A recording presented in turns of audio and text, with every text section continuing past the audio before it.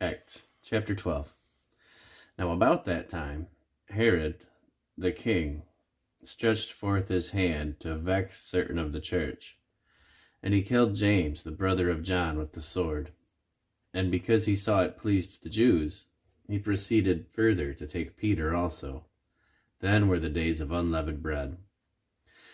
And when he had apprehended him, he put him in prison, and delivered him to 4 quaternions of soldiers to keep him, intending after Easter to bring him forth to the people. Peter therefore was kept in prison. Prayer was made without ceasing of the church unto God for him. And when Herod would have brought him forth, the same night Peter was sleeping between 2 soldiers, bound with 2 chains, and the keepers before the door kept the prison. And behold, the angel of the Lord came upon him, and a light shined into the prison. And he smote Peter on the side, and raised him up, saying, Arise up quickly. And his chains fell off from his hands.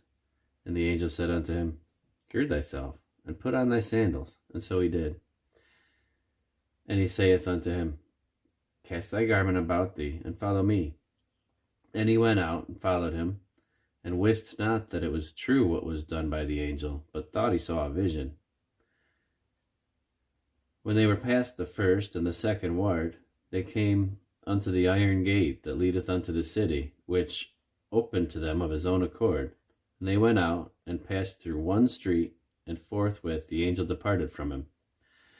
And when Peter was come to himself, he said, Now I know of a surety that the Lord hath sent his angel, and hath delivered me out of the hand of Herod, and from all the expectation of the people of the Jews.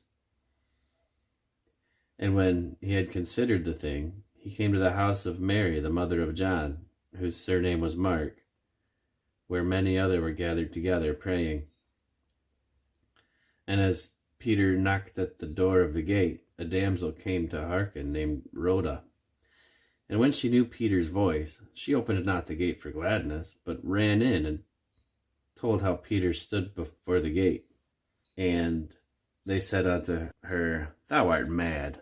But she constantly affirmed it, that it was even so. And they said, It is an angel. But Peter continued knocking, and when they had opened the door and saw him, they were astonished. But he, beckoning unto them with the hand to hold their peace, declared unto them how the Lord had brought him out of the prison. And he said, Go, show these things unto James, and to the brethren. And he departed, and went into another place. Now, as soon as it was day, there was no small stir among the soldiers, what was become of Peter.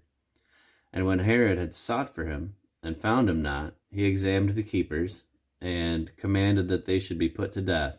And he went down from Judea to Caesarea, and there abode. And Herod was highly displeased with them of Tyre and Sidon. But they came with one accord to him, and having made Blastus the king's chamberlain their friend, desired peace, because their country was nourished by the king's country. And upon a set day, Herod arrayed in royal apparel, and sat on his throne, and made an oration unto them. And the people gave a shout, saying, It is the voice of a God, and not of a man. And immediately the angel of the Lord smote him, because he gave not God the glory, and he was eaten of worms, and gave up the ghost. But the word of God grew and multiplied, and Barnabas and Saul returned from Jerusalem, when they had fulfilled their ministry, and took with them John, whose surname was Mark.